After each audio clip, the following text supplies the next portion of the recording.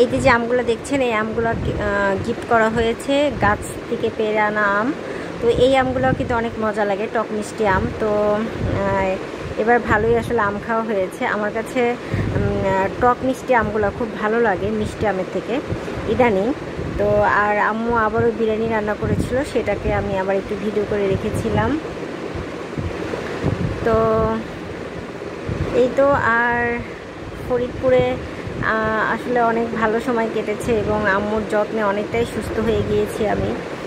আর বাবু নানু বাসায় অনেক মজা করেছে, তবে প্রচণ্ড দুষ্টুমি করেছে, ওকে কন্ট্রোল করা যাচ্ছিল না।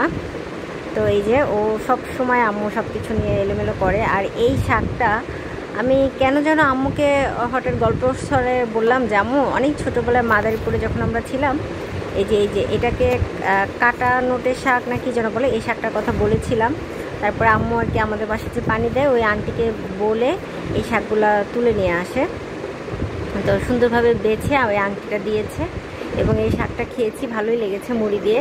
আর হাতে একটু মেহেদিও দিয়েছিলাম, সেটাও আপনাদের সাথে শেয়ার করলাম।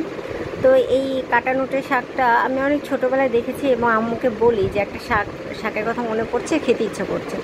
তো আম্মু ওই আন্টিকে বলে নিয়ে আসে। আর এটা হচ্ছে চিরা ভাজা, এটা আমারও ভালো লেগেছে, আম্মু ভেজে দিয়েছিল। আসলে যখন যেটা আবদার করেছি আম্মু সেটা খাওয়ানোর চেষ্টা করেছে। আর আমি এখন এটা হচ্ছে আমি ঢাকায় চলে আসি যেদিন, সেই দিনের ভিডিও। আমি এর আগের ভিডিওতে দেখেছেন যে আবরারের বাবা আমাকে দেখতে এসেছিল। তো ও যেই শুক্রবার আমাকে দেখতে আসে তার পরের শুক্রবারে আমি ঢাকায় চলে আসি। তো এটা হচ্ছে আপনার পদ্মা সেতু উদ্বোধনের একদিন আগে, মানে আমি যেদিন ঢাকায় আসি তার পরের দিনই পদ্মা সেতু উদ্বোধন করা হয়। না হলে আমি পদ্মা সেতু দিয়ে যেতে পারতাম, কারণ উদ্বোধন করার পরের দিন থেকে আসলে গাড়ি চলাচলের পারমিশন দেওয়া হয়। তো যার কারণে আমার পদ্মা সেতু দিয়ে আসা হলো না। তো আবরারের বাবা কিন্তু অনেক অসুস্থ হয়ে যায়। ও আমাকে দেখে যাওয়ার পরে পরের সপ্তাহে যে শুক্রবার, সেই শুক্রবার ও অনেক মানে এতটা অসুস্থ হয়ে যায়, প্রচণ্ড জ্বর, ওর চেহারার অবস্থা খারাপ এবং আবরারের বাবার জ্বর এবং বাবুরও হঠাৎ করে কেমন যেন জ্বর আসছিল নানা বাসা থেকে যাওয়ার আগে। তো আমি নিজে একটা অসুস্থ, আরও 2টা রুগী আমি নিয়ে যাচ্ছি। এই তো অবস্থা, তাদেরকে সেবা যত্ন করে সুস্থ করতে হবে, তার জন্যই আমি ঢাকায় যাচ্ছি। আর এই তো আমাদের জন্য দোয়া করবেন।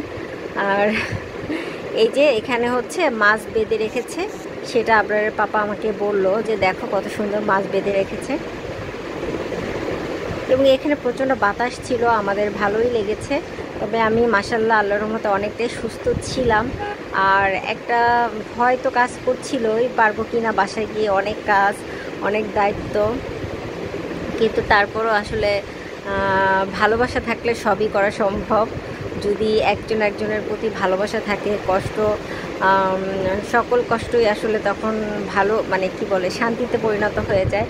তো আল্লাহর অশেষ রহমত যে আমি বাসায় 1 মাসের মতো ছিলাম, ফরিদপুরে অনেক দিনই ছিলাম আমি। তো আম্মু এসে ঢাকায় গিয়ে আমাকে সুস্থ করে, তারপরে আম্মু আবার সঙ্গে করে আমাকে নিয়ে যায় এবং আমি প্রায় 1 মাসের মতোই ফরিদপুরে ছিলাম। তো আসলে অনেকটাই আমি ইমপ্রুভ করেছিলাম। তো এখন আমি নিজের সংসারে চলে যাচ্ছি। আর সামনে তো কোরবানি ঈদও। তো কোরবানি ঈদ তো একদম প্রায় চলে এসেছে। আপনারা জানেন যে আমি লেট করে ভিডিও আপলোড করছি, যেহেতু আমি সপ্তাহে একদিন ভিডিও আপলোড করি, তাই আমি কয়েকটা দিনের ভিডিও আমি আপনার সাথে একত্রিত করে আপনাদের সাথে শেয়ার করার চেষ্টা করি। আর একটু তো খারাপ লাগেই, সংসারে টুকটাক অনেক কাজ থাকে, রান্নাবান্না, বাবুকে যত্ন নেওয়া, সব কিছু মিলিয়ে আসলে আমি রেগুলার দিতে পারছি না। বাট ইদানিং একটু দিব, কারণ যেহেতু ঈদ চলে আসছে। তো ঈদের আগে আর কি আমি চেষ্টা করব যে এই ভিডিওটা আপলোড করার পরে আমি আরেকটা ভিডিও দেওয়ার চেষ্টা করব। তো সেটা দেওয়ার পরে ঈদের ভিডিওতে চলে যাব। তো দেখা যাক, আমার জন্য দোয়া করবেন। আর এইখানে আসলে আমার মনে হয় যে আমি চলে আসছি আমাদের বাসার কাছে। তো এই তো সব রুগী, আবরার বাবুর জ্বর, ওর বাবার জ্বর, সব কিছু মিলে আমি খুব টেনশনেই ছিলাম। বাট আল্লাহর রহমতে তাদের সবাইকে সুস্থ করেছি সেবা যত্ন করে। আর আমি এখন অনেকটাই সুস্থ। আমি আসলে অনেক শক্ত, আমি সহজেই ভেঙে পড়ি না, কিন্তু আমার মানে যখন আমি একদম দেখি যে আমার শরীর চলে না, তখন আসলে কিছু করার থাকে না, তখন আমি একদম নিস্তেজ হয়ে যাই। কিন্তু আল্লাহ যেন আমাকে এরকম সুস্থ রাখে, আমি যেন আমার পরিবারকে টেক কেয়ার করতে পারি। তো যাই হোক, তো আমরা যাচ্ছি। আর সামনেই একটা আপনার বাজার বসে, আমরা যখনই এই রোড দিয়ে যাই, আবরারের পাপা এখান থেকে সবজি, তাজা সবজি কিনে নিয়ে যায়। আর যেহেতু আমি অনেকদিন বাসায় ছিলাম না, আর ও অসুস্থ হয়ে পড়ে হঠাৎ করে, তো আবরারের বাবা না হঠাৎ করে অজ্ঞান হয়ে যায়। জানি না আসলে আমি অনেক যত্ন করে ওকে খাওয়াই। তো আর আমি যেহেতু অসুস্থ ছিলাম 1 মাসের বেশি, ওকে সেইভাবে আমি যত্ন নিতে পারিনি। তো তারপরে আমি আবার ফরিদপুরে চলে আসলাম।